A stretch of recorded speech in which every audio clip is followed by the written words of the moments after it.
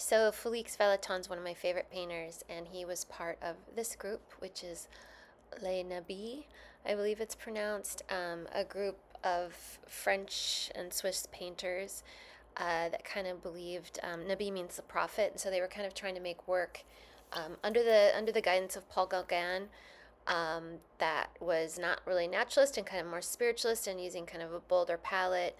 In fact, the first official painting of this movement, which is considered one of the most important paintings ever made, is called The Talisman.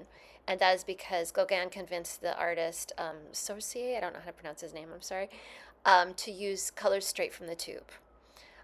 This is a painting of that group by Felix Valloton, and this is him again. He first kind of became famous. He was doing these amazing woodblock prints that were heavily, obviously, inspired by Japanese woodblocks. But what's interesting if you look at these is how much black, how many big chunks of graphic black he used. And what we're going to be looking at today is how this heavy use of black in a painting then he transferred into his paintings. This is really clear in these intimacy prints, which was a series of prints he did about like the hypocrisy of the French upper class, hiding all of their affairs. But look at how much black is in these prints. It's really unusual. Usually it's like a line of black, it's black lines that make up the print. But in his case, he did these giant chunks. And that's what we're going to do tomorrow. We are going to fill huge quantities of our canvas with kind of very, very dark, if not black, bits of shadow. And the goal is to create a mystery. I added this one because this is the final print he did to prove he would make no more prints. He cut all the heads out of his mistress. I thought that was kind of wild. So we're going to look at how he used darkness to create the sense of mystery. And these are more intimate moments he did in paintings. So look at all of the heavy shadows that are happening here. No matter what the lighting is, he's really gone dark. Look at all the shadows on the furniture. I love this, like you can barely see them in the shadow. And even when it's more brightly lit, his suit is so dark. But I would love if someone wanted to bring in, like, those old black and white strip photos, photo booth photos of you and somebody, and we could create like really awesome wedding photos or something. We could do something really cool with that. Or you could do everyday scenes. Even his everyday scenes, the heavy use of graphic black, look at how mysterious that looks, is really, really cool. This one's amazing. Like, you know, this use of shadow to just add a storytelling element and a real vibe to his work is pretty amazing. He did a lot of the ruins after I think World War One, and even this like mother and daughter thing looks really terrible. Even his nude. So look at the huge amount of black behind this nude and what it does to create a sense of like ominous, really, it's just a whole different take on the nude, which this one's amazing too.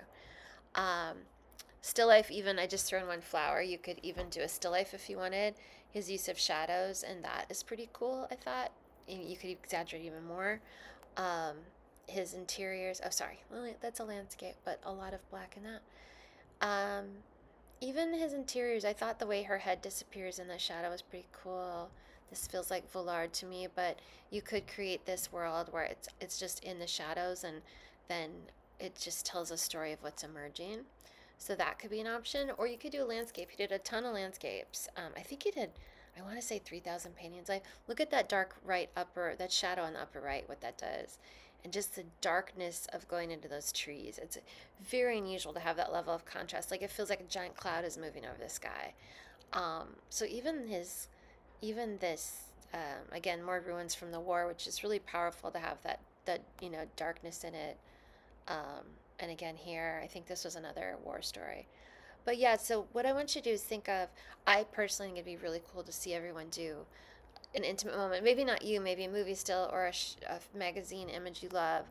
And what we can do with adding like real bits of darkness and shadow.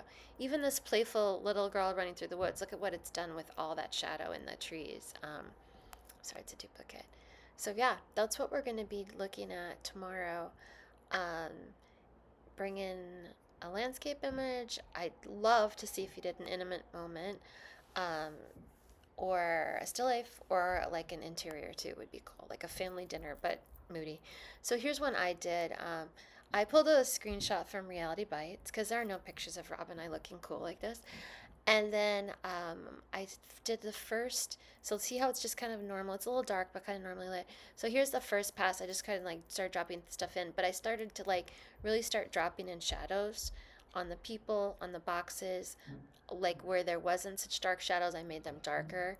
And I just kept adding shadows here.